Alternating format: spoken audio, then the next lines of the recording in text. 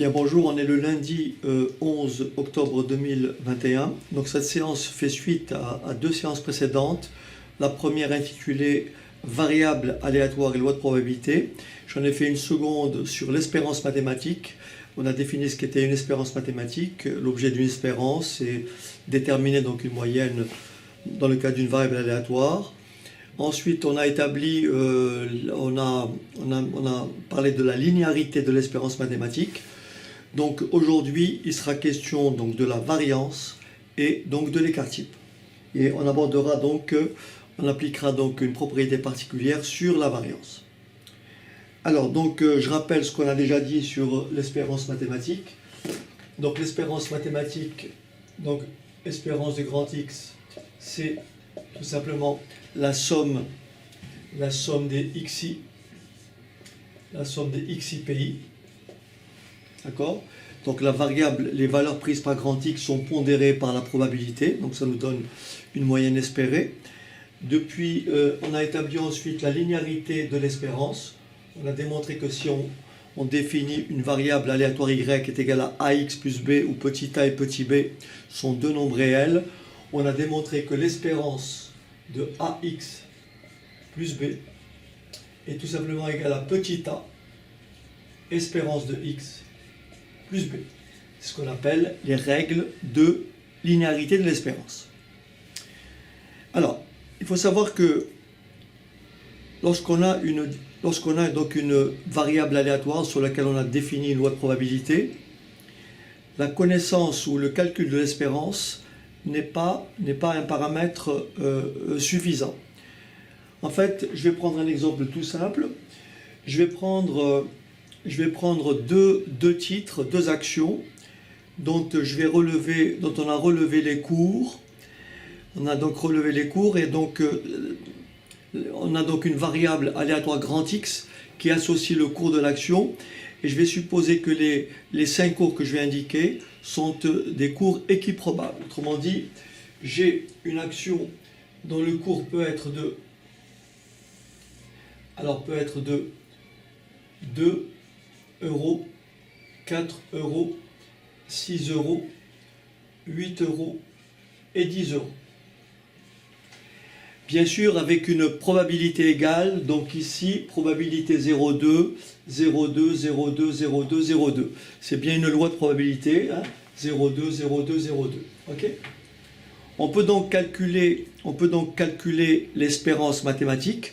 Comme nous avons une équiprobabilité, l'espérance mathématique, c'est tout simplement la moyenne de ces valeurs-là. Et vous avez compris que l'espérance mathématique ici, si chaque cours est pondéré par une probabilité égale, donc l'espérance mathématique est nécessairement égale à, tout simplement, à 6 euros. Ok? Si je prends maintenant une autre action, l'action B, dont j'ai relevé les cours, toujours dans une situation d'équiprobabilité, et cette fois-ci, le cours de l'action B, alors je les indique ici, donc elle peut faire 6 euros, elle peut faire 5 euros, elle peut faire 4 euros, 7 et 8 euros. Ici, pareil, nous avons donc une situation d'équiprobabilité, donc probabilité 0,2, 0,2, 0,2, 0,2, 0,2. L'espérance mathématique dans ce cas-là, c'est pareil. L'espérance mathématique, c'est tout simplement « 6 euros ». Donc si je regarde bien ces deux lois de probabilité, si je regarde bien ces deux variables aléatoires, elles ont la particularité d'avoir la même espérance, mais si vous regardez bien comment sont disposées les valeurs, le cours de l'action A, le cours de l'action A et le cours de l'action B, pour remarquer une chose très importante, c'est que ici, les cours sont plus dispersés autour de l'espérance. Vous voyez ? La dispersion autour de l'espérance est beaucoup plus importante pour l'action A que pour l'action B. Le paramètre qui va permettre de mesurer cette dispersion, c'est la variance. C'est la variance d'abord et ensuite l'écart type. Je vais d'abord expliquer le principe de la variance. Donc ici, on dira que l'action A est plus volatile que l'action B. D'accord? L'action A est plus volatile que l'action B. En fait, qu'est-ce qui se passe? Si je mesure, alors si je fais ceci, je prends xi qui est égal à 2, 4, 6, 8, 10. Et donc là, je prends, comment dirais-je, je fais donc xi moins l'espérance. Autrement dit, je vais mesurer l'écart. Je vais donc faire 2 moins 6, hein, l'espérance c'est 6, 2 moins 6, ça me fait moins 4. 4 moins 6, ça me fait moins 2. 6 moins 6, ça me fait 0. 8 moins 6, ça me fait plus 2. Et 10 moins 6, ça me fait 4. Bien sûr, je peux pondérer ces écarts-là par la probabilité correspondante, mais comme j'ai une probabilité égale, je peux simplement faire la moyenne de ces écarts-là. C'est exactement pareil. Et si vous faites la moyenne de ces écarts-là, c'est-à-dire si vous calculez l'espérance de xi moins la moyenne, si vous faites cette moyenne-là, vous trouverez toujours 0. Pourquoi? Parce que l'écart négatif va toujours compenser l'écart positif. Alors avant de continuer et de voir comment on peut contourner cette difficulté, j'aimerais vous montrer mathématiquement que cette relation-là est toujours vraie. Alors regardez bien. Je vais donc effacer ici. Alors qu'est-ce qu'on a? On sait que l'espérance mathématique de grand X, c'est tout simplement la somme des XIPI. D'accord? L'espérance mathématique de grand X, c'est la somme des XIPI. Donc maintenant, je vais calculer, comment dirais-je, comment dirais-je, donc là, je vais faire là, mesurer les écarts, faire donc, faire la somme des XI moins l'espérance que multiplie la probabilité I. Voilà. Donc ça, c'est mon écart que j'ai pondéré par pays. Et vous allez voir que cette somme-là débouche toujours sur 0. Donc je développe, j'applique les règles du signe somme qu'on a développées ensemble. Donc ici, je distribue, ça me fait la somme, donc la somme des XIPI moins PI que multiplie l'espérance de X, et tout ça sous le signe somme. D'accord? J'applique ce qu'on avait défini préalablement, les propriétés du signe somme. Donc ça me donne la somme des XIPI. Moins, alors l'espérance est un nombre, moins l'espérance de X que multiplie la somme des pays.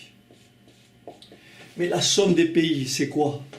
La somme des pays, c'est une loi de probabilité, la somme des pays, c'est 1. Ce qui me donne ici XIPI, c'est quoi XIPI? C'est l'espérance. Ça me donne bien espérance de X moins espérance de X fois 1. Et espérance de X moins espérance de X, ça me fait bien combien? 0. D'accord? On peut aussi le montrer très simplement, un peu plus rapidement. Donc si j'appelle cette espérance, je l'appelle mu. Si je l'appelle mu. Et si je cherche la moyenne des écarts, les écarts espérés, enfin la moyenne, donc je fais espérance de quoi? Moyenne de grand X moins mu. Mu étant bien sûr l'espérance de X.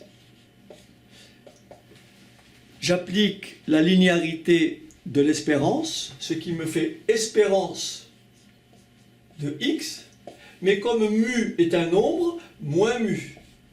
Je sais que l'espérance est égale à mu, ce qui me fait mu moins mu, et ça me donne bien 0. Donc quand vous mesurez l'écart qui existe entre xi et son espérance, et que vous le pondérez par la probabilité, vous trouverez toujours 0. Donc en fait l'idée c'est de dire, puisque donc je reviens à mon exemple précédent, où j'en prends un plus petit, donc là je prends un exemple beaucoup plus court, donc là admettons que j'ai 2, là j'ai 10, et là j'ai 18, d'accord? Donc là si je fais xi moins l'espérance, donc l'espérance ici c'est forcément, donc là ça me fait 30, donc l'espérance c'est 10, donc si je fais xi moins l'espérance, ça me fait 2 moins 10, ça me fait moins 8, 10 moins 10, ça me fait 0, et 18 moins 10, ça me fait 8. Là, je suppose que bien sûr, j'ai la même probabilité, donc probabilité PI, c'est 1 tiers, 1 tiers, 1 tiers. Donc là, ça, c'est ma probabilité, ce qui explique que l'espérance, c'est la moyenne de ces valeurs-là, d'accord? C'est la moyenne de ces valeurs-là, l'espérance. Donc 2, 10, ça fait 10. Et si je calcule, je fais la moyenne de ces écarts-là, je trouverai toujours bien sûr 0. D'accord? Donc l'idée c'est de dire, puisque l'écart négatif est compensé par l'écart positif. Donc l'idée, qu'est-ce qu'il faut faire? C'est de tout simplement d'élever, de prendre par exemple la valeur absolue de xi moins espérance dans un premier temps. Donc ça fait donc 8, ça fait donc 0, et ça fait 8, ce qui fait 16. Donc on va trouver ce qu'on appelle un écart moyen, hein, faire la somme des écarts et on va faire la moyenne. Donc là le problème avec ce type de calcul, ça vous donne effectivement un indicateur d'écart, mais simplement les valeurs absolues, 1, se prêtent très mal au calcul mathématique, et 2, elles se prêtent très mal à la programmation. Donc l'idée qui est retenue, c'est au lieu de prendre la valeur absolue de l'écart, on va simplement élever au carré cette différence-là, ce qui va me donner xi moins l'espérance au carré. Donc en fait, bien sûr, attention, j'ai pris ici une équiprobabilité. Si la probabilité ici avait été différente, j'aurais dû faire ici une troisième colonne en faisant PI que multiplie xi moins l'espérance de x, le tout au carré. Donc si je fais ça fois ça, plus ça fois ça, plus ça fois ça, je fais la somme, ça revient à faire tout simplement 8 plus 8, ça fait 16. Et donc, ce que je vais trouver ici, c'est tout simplement la variance qui est égale à 16 divisé par 3. Et si je fais le calcul ici, je me retrouverai avec pareil, puisque ça fait 8 tiers, vous voyez, 8 tiers, 0 et 8 tiers. 8 tiers plus 8 tiers, ça fait bien 16 tiers. Le résultat qu'on vient de trouver ici, c'est tout simplement la variance de x. Je vais donc maintenant formaliser la formule de la variance.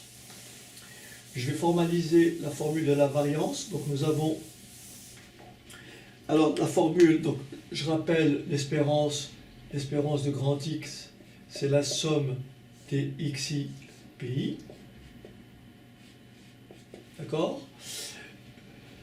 La variance, alors je vais vous donner deux formules. La première, c'est celle qui montre effectivement, je vais donc mesurer l'écart entre xi et l'espérance.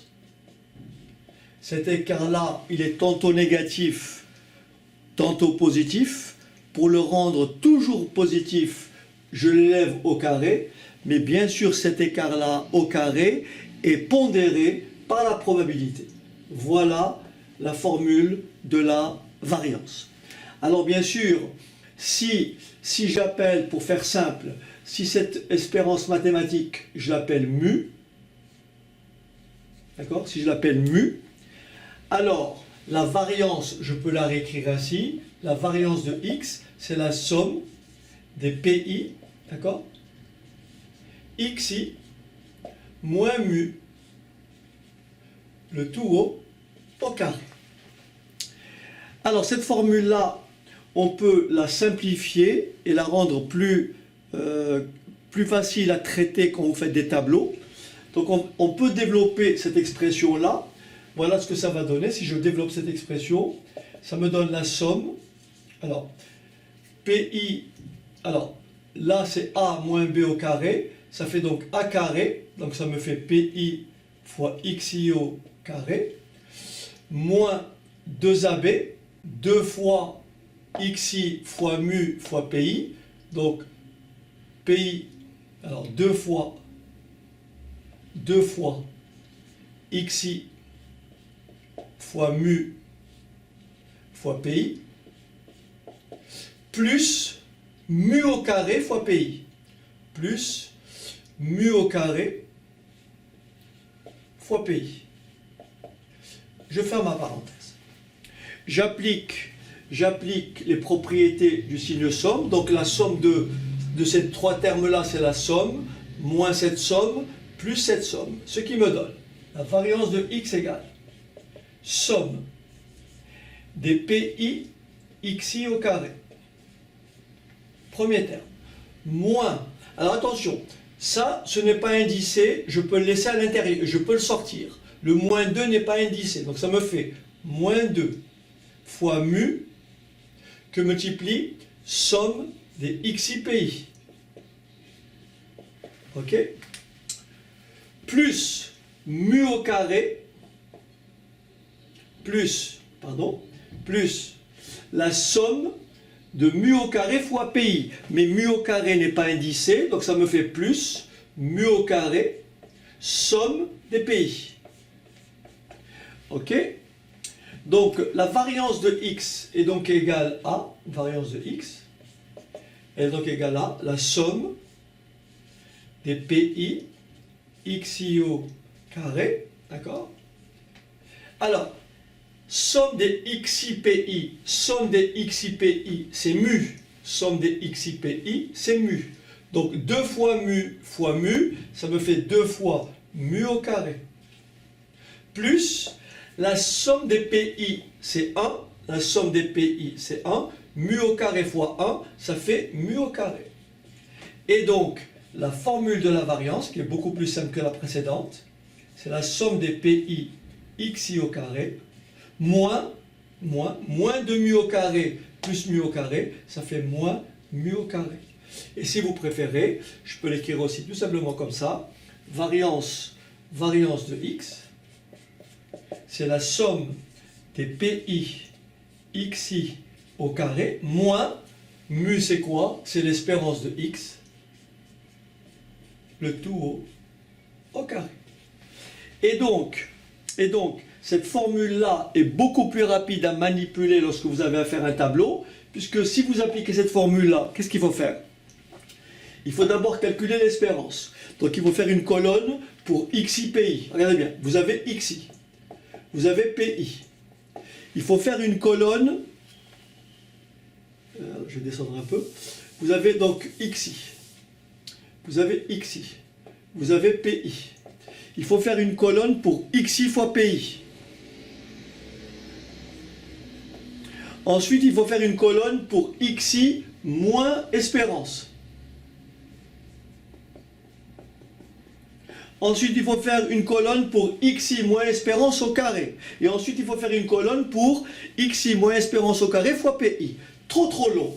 Alors que là, cette formule-là, formule de Koenig, qui est beaucoup plus pratique, vous avez votre XI, vous avez votre XI, vous avez XI, vous avez PI, vous faites XI PI pour trouver l'espérance, et vous rajoutez une seule colonne, XI carré PI. Et c'est terminé. Et là, vous appliquez votre formule pour trouver la variance. Alors, cette expression-là, si vous permettez, je peux l'écrire comme ceci. Vous voyez, par analogie, l'espérance de grand X, c'est XI PI. Autrement dit, ça, c'est la moyenne des XI. Et là, qu'est-ce que j'ai? J'ai XI carré pondéré par PI. Ben ça, je peux l'écrire comme ceci. Regardez bien, je peux l'écrire comme ceci. Alors, je vais me placer juste au-dessus. Voilà. Je peux l'écrire comme ceci. Regardez bien.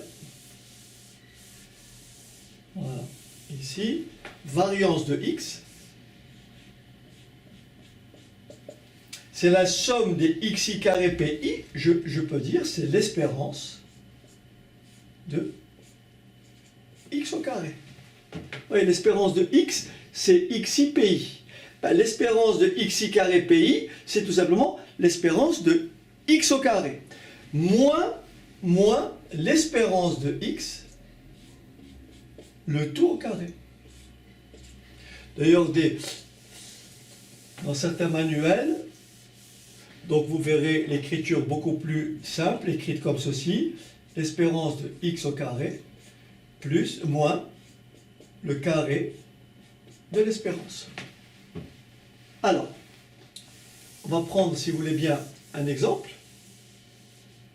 Voilà, donc on va laisser comme ça. Donc on va prendre un exemple pour vous montrer comment ça se calcule dans un tableau. On va prendre un exemple très simple. Admettons que je prenne une variable aléatoire grand X qui prend ces valeurs-là, xi. Je prends trois valeurs, hein. Par exemple, je ne sais pas, 2, 5 et 10.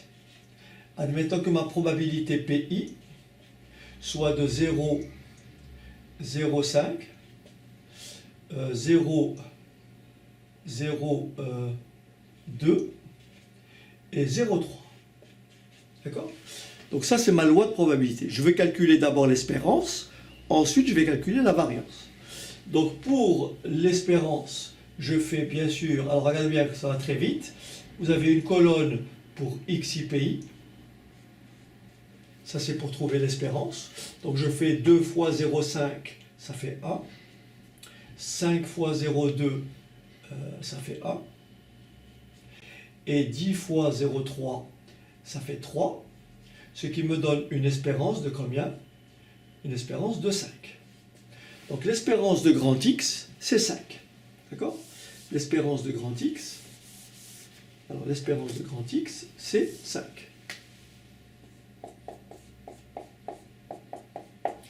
Maintenant, je vais calculer, là j'ai xi pi, la formule c'est xi carré pi. Vous voyez, je vais faire la moyenne, donc ici je vais faire xi carré pi, donc là je réécris la formule, peut-être cette formule-là qui sera plus rapide, donc je l'écris juste en dessous ici, au-dessus, voilà, formule de Koenig, donc la formulation de la variance, au lieu d'appliquer celle-ci, on va lui appliquer celle-ci, la variance de x, c'est la somme des xi carré pi.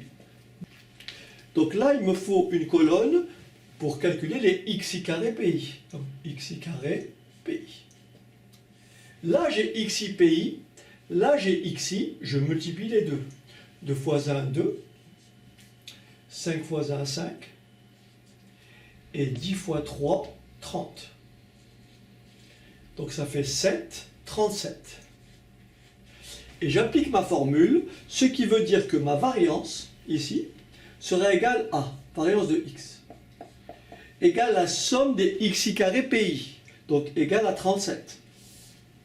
37, moins l'espérance de x au carré. L'espérance de x, c'est 5, moins 5 au carré, ce qui me donne 37, moins 25, ce qui me donne tout simplement une variance égale à 12.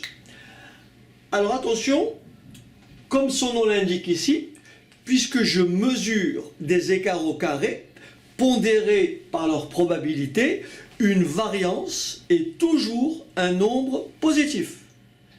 Il n'existe pas une variance négative. Encore une fois, je mesure des distances. Donc ici, le résultat est toujours positif. Donc ça, c'est la variance. Maintenant, l'idée, c'est de dire, admettons que ma variable xi, ça soit des mètres. Hein, j'ai évalué des distances avec ces probabilités-là. Le problème avec la variance, c'est que si là, j'ai des mètres,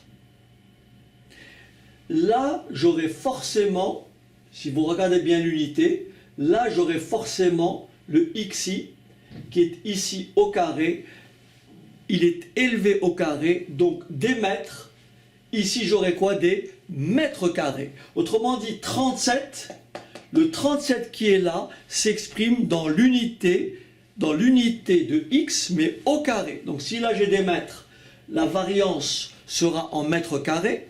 Si j'ai des kilogrammes, la variance sera en kilogrammes au carré. Et donc, pour rester dans la même unité que x, effectivement, de manière intuitive, j'ai effectué une élévation au carré. Pour conserver toujours cette notion de dispersion, je vais donc calculer ce qu'on appelle l'écart-type. Et donc ça, c'est le signe sigma, c'est le signe de l'écart-type. L'écart-type de x, c'est tout simplement la racine carrée de la variance. Et donc l'écart-type ici de notre série, de notre distribution, elle est tout simplement égale à racine carrée de 12. Et 12, c'est 4 fois 3, donc ça me fait 2 racines carrées de 3. Et 3, c'est 1,732. Je vous laisse faire l'opération. Donc là, si mon unité est en mètres, l'écart-type est en mètres. Donc en général, écart-type et variance sont tous les deux des paramètres de dispersion. Ils mesurent la dispersion des xi autour de l'espérance. Plus élevée est la variance, plus élevé est l'écart-type, plus forte est la dispersion. Donc c'est un paramètre relativement important, notamment en gestion, pour tout ce qui touche au marché financier. Les marchés financiers, quand vous allez sur, si vous en avez fait un petit peu, vous allez voir que le paramètre central, indépendamment de la rentabilité qu'on appelle la rentabilité moyenne, un des paramètres vraiment cruciaux, très importants, c'est ce qu'on appelle le risque. Et le risque en finance est mesuré par quoi? Il est mesuré par la variance ou tout simplement par l'écart-type. Donc ne jamais départir de cette notion. Écart-type, variance est synonyme de dispersion des xi autour d'une valeur centrale.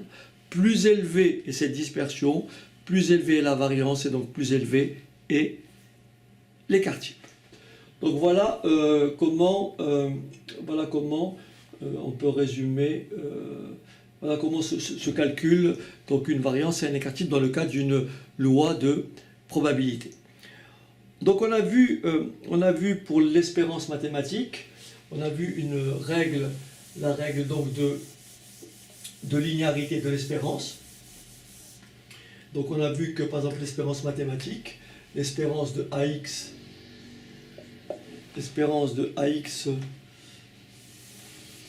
plus B, l'espérance de AX plus B est tout simplement égale à petit a, espérance de X plus B. Alors attention pour la variance. La variance, là en fait, le petit a, le coefficient petit a, c'est un changement d'échelle. Le petit b est un changement d'origine. En fait, la variance est insensible au changement d'origine. Donc la variance de AX plus B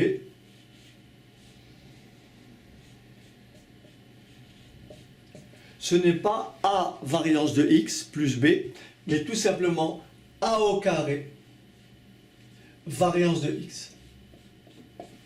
Autrement dit, le changement d'échelle, la variance n'est pas sensible au changement d'échelle. Je vais essayer de vous démontrer pourquoi la variance, comme on a montré que l'espérance de AX plus B égale A espérance de X plus B, je vais maintenant vous montrer pourquoi la variance de AX plus B est égale à A carré variance de X. Après, par extension, on va déduire que l'écart-type de AX plus B, puisque l'écart-type est la racine carrée de la variance. Alors attention, lorsque je prends la racine carrée de ce produit-là, ça me fait racine carrée de A carré. La racine carrée de A carré n'est pas égale à A. La racine carrée d'un nombre est toujours égale à un nombre positif. La racine carrée de A au carré, c'est valeur absolue de A.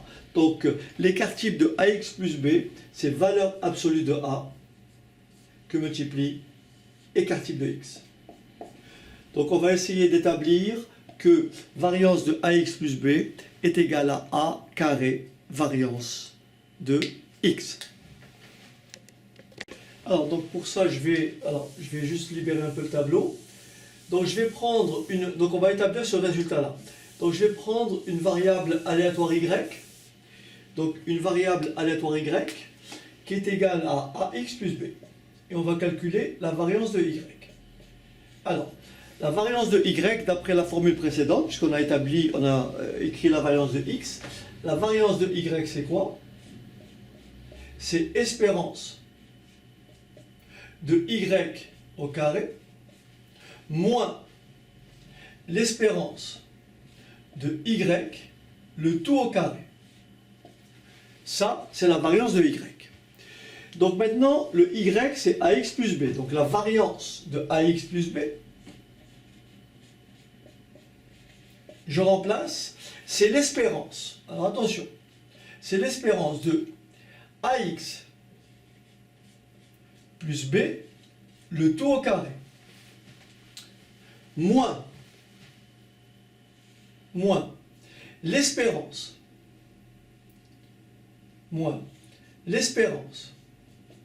de ax plus b, le tout au carré. D'accord?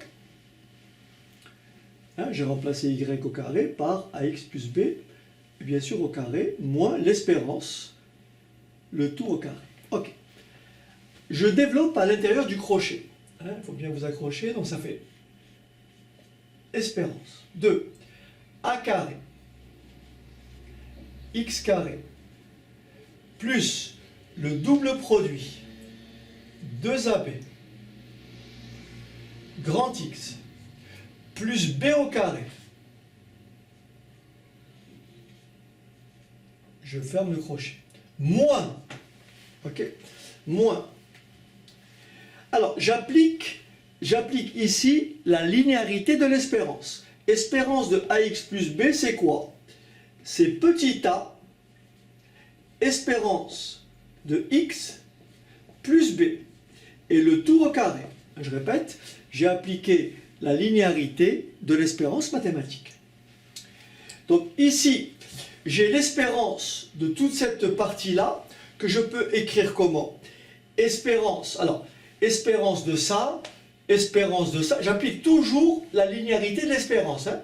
Là, j'ai l'espérance d'une quantité, j'applique la linéarité de l'espérance. Petit a est un réel, petit a est un réel, petit b est un réel, b au carré est un réel. Ça me donne. J'applique ce qui est là. Ça me donne donc a carré, espérance de x au carré, 2ab,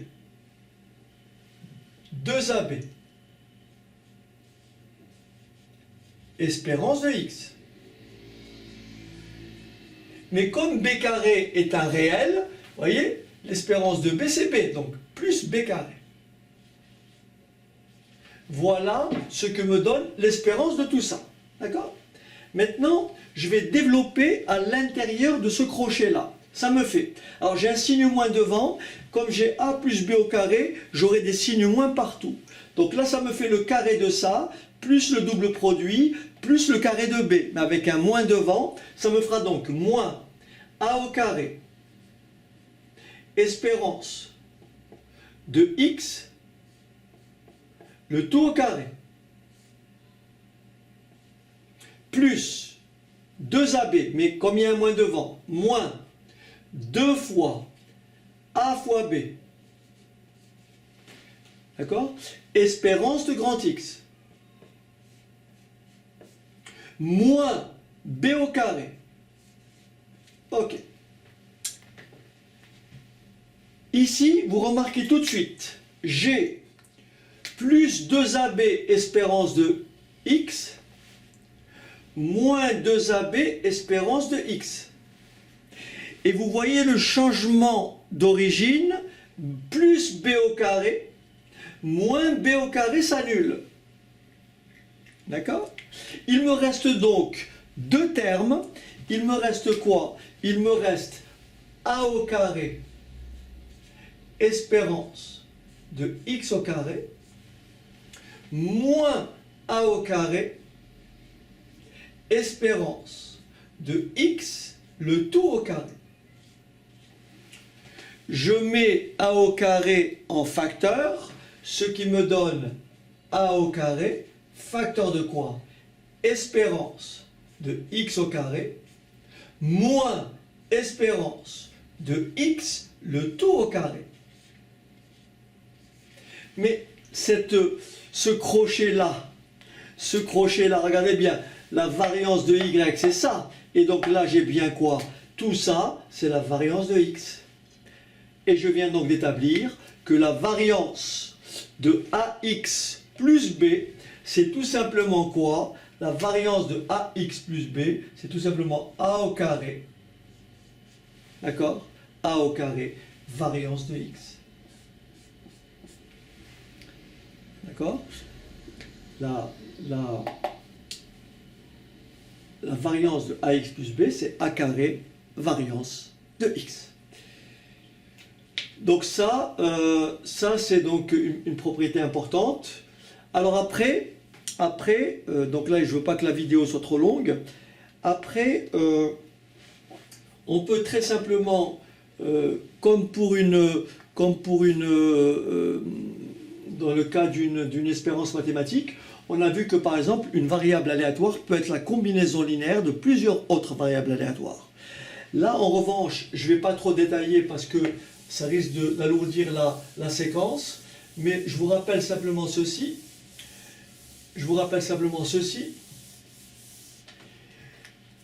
Si je prends une variable aléatoire grand Z qui est égale à a fois x plus b fois y plus c, d'accord? Donc ax plus by plus c.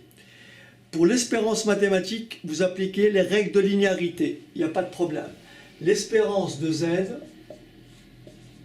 c'est tout simplement a espérance de x plus b espérance de y plus c.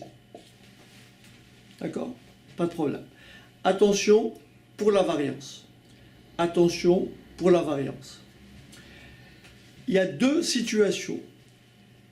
Je vais prendre le cas général. Je suppose que les variables grand X et grand Y sont quelconques. Si les variables grand X et grand Y sont quelconques, alors la variance de Z, il faut presque appliquer ce qu'on disait précédemment. Le petit c n'interviendra pas, c'est le changement d'origine. En revanche, les coefficients qui sont là, rappelez-vous, a carré, et là simplement, il n'y a pas que a carré, il y a a carré et b carré. Donc ça me fait, regardez bien, ça me fait a carré, variance de x, plus b carré, variance de y. Si je suppose que les variables x et y sont indépendantes, l'histoire s'arrête là. La variance de z, c'est a carré variance de x plus b carré variance de y. Si x et y sont indépendantes. Si x et y sont quelconques, c'est-à-dire si elles ne sont pas indépendantes, à ça, il faut rajouter 2 fois AB covariance de xy. Donc là, je ne vais pas compliquer la séquence. Donc là, je vais supposer que les deux variables sont indépendantes. Donc je vais m'arrêter là. Donc si x et y sont indépendantes. Voilà. Et attention pour l'écart-type de z. L'écart-type de z, je vous montre. L'écart-type, c'est la racine carrée de la variance. Ce qui veut dire que la variance, c'est l'écart-type au carré de z. Donc je remplace la variance par l'écart-type au carré. Et vous allez bien comprendre pourquoi je fais ça. Et donc, pour trouver l'écart-type, je prends la racine carrée de la variance. Et attention, L'écart type de z, c'est tout simplement la racine carrée de a au carré, écart type carré de x, plus b au carré, écart type carré de y. Et attention, racine carrée de a au carré plus b au carré n'est pas égal à a plus b. Attention. Hein, il faudrait, pour que ça soit a plus b, il faudrait qu'à l'intérieur, bon, si a et b sont positifs, il faudrait qu'à l'intérieur j'ai le double produit. Il faut qu'à l'intérieur j'ai a au carré plus b au carré plus 2ab pour pouvoir écrire valeur absolue de a plus b, ou si a et b sont positifs, tout simplement a plus b. Pour s'en rendre compte, il n'y a qu'à prendre 3 au carré plus 4 au carré. 3 au carré, ça fait 9. 4 au carré, ça fait 25. 9 plus 3 au carré, ça fait 9. 4 au carré, ça fait 16. 9 plus 16, ça fait 25. Et racine carrée de 25, ça fait 5. Et c'est surtout pas égal à 3 plus 4. Vous voyez, 3 plus 4, ça ferait 7. Vous voyez, 3 plus 4 est différent de 5. Donc voilà ce que je voulais rajouter pour la variance. Alors, tout dépend de à quel niveau vous êtes, mais de toute façon, vous pouvez vous arrêter au premier étage lorsque j'ai défini la variance. Donc lorsque nous avons donc une loi de probabilité, on définit la variance comme étant tout simplement ceci. D'accord ? Donc je résume un peu toutes les séquences. Nous avons d'abord l'espérance mathématique de grand X. L'espérance mathématique de grand X, c'est la somme des XIPI. Ensuite, nous avons calculé la variance en ayant deux formulations. La formulation longue, c'est celle-là.